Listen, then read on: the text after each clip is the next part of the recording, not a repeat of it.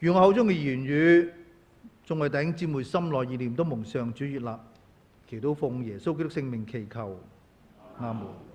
各位請坐。喺每個平安夜嘅晚上，我哋總會聽到一段經課。喺我哋今日第7段經課講到天使向牧羊人係顯現。喺我哋聖經當中，大家都見到有牧羊人喺度。當顯現嘅時候，牧羊人有兩個心情，一個係恐懼，一個係好心急。恐懼就係因為見到天使，大家想知道佢恐懼成點？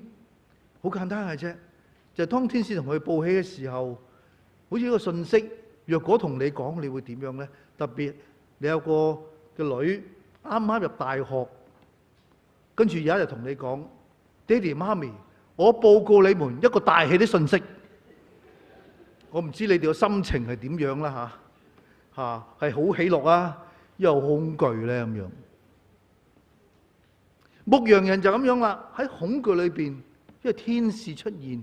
大家都知道猶太人嘅觀念咧，天使出現即係上帝揾你，通常都唔會好夜嘅。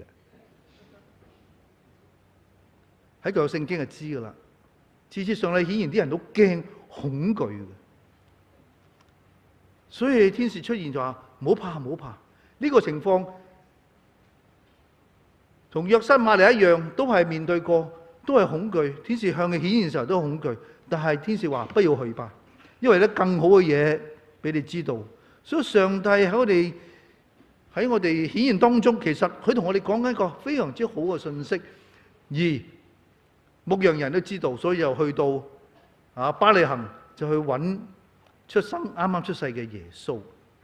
好奇怪就係喺我哋嘅聖經裏邊咧，總係只係我哋見到牧羊人咧，只係見到一個嘅啫。其實一群牧羊人咧就唔止一個嘅，不過可能咧係因為價錢問題啦。你整咁多牧羊人喺度咧都幾貴㗎嚇，禮拜堂未必買得起嘅。咁啊一個算啦，象徵意義。不過最近我睇到一個好特別嘅，有一次我因為要向一班咧就都係基督徒，不過就唔係聖公嘅教友，不過向佢哋咧就係分享咧就係呢個故事嘅時候，分享一個聖經，佢想我同佢講聖經入邊咩意思咧咁樣。呢啲喺我哋所謂大公教會傳統裏邊咧，呢個我哋不嬲都有嘅，但係好多基督徒未必會有去認識聖經入邊嘅角色係咩嘢。我就同佢講，我就揾咗幅畫俾佢哋，同佢講我冇嗰個所謂即係道具咁啊，攞幅畫。但幅畫好特別，點解我搞幅畫咧？因為幅畫裏邊咧，你係好明顯見到牧羊人喺度，但係又唔喺度嘅喎。幅畫裏邊咧，所有人乜都有，羊都有，單係冇咗牧羊人。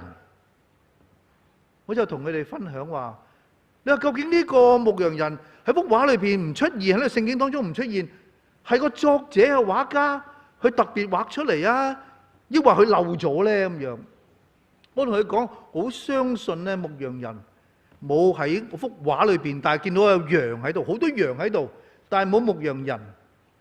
因為如果大家睇路加福音，你會睇到牧羊人當晚聽到呢個嘅信息之後，而佢哋去到伯利恆之後，見到聖嬰，向聖嬰耶穌朝拜，跟住點樣咧？聖經講到佢哋就離開。他們看見，就把天使論到這孩子的話傳開了。呢個係第二種心情。其實牧羊人係好心急，佢好想將個信息係快咁傳俾人，所以可能羊都唔要就出咗去啦。就好似耶穌講，撇下99隻去尋找嗰個失喪嗰一隻。所有牧羊人，你見到喺個故事裏邊有兩種心情，一個恐懼，一個就係好心急。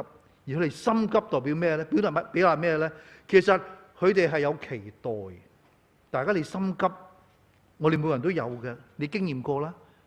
我哋都係有期待，而我哋都能夠好似牧羊人一樣，有一份心急嘅感覺。因為我哋對未來都有期待，因為我哋活着嘅唔係過去嘅我，係今日嘅我，亦都係聽日嘅我。所以呢份期待，正正係呢個嘅平安夜裏邊，俾我哋世人一個好重要嘅信息：人冇咗期待，世界冇咗希望，呢個係咩世界呢？所以讓我哋都能夠學牧羊一樣，有份好心急嘅心，願意嘅係將呢個信息向普天下嘅人係傳開。阿門。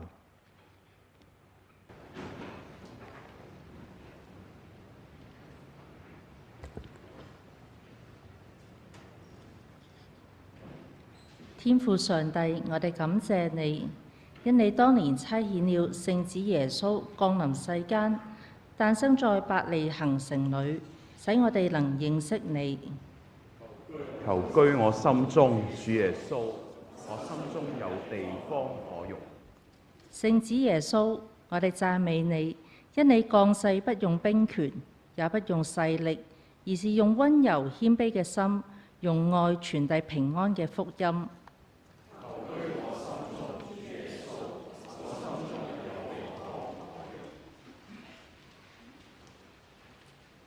親愛嘅主啊，因你嘅降臨，使來自各方各地同互不認識嘅人都一同前來你嘅面前，分享主內嘅平安和喜樂。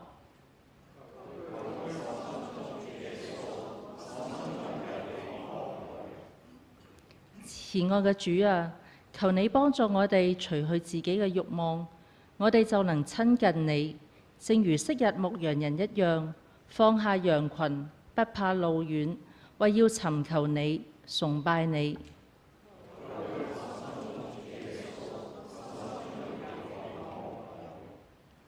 天父啊，你曾用至明亮嘅天星引導博士們尋找在伯利恆城誕生嘅救主，懇求你今日亦都一樣引領我哋尋找至聖嘅主耶穌基督，迎接佢成為我哋生命中嘅主。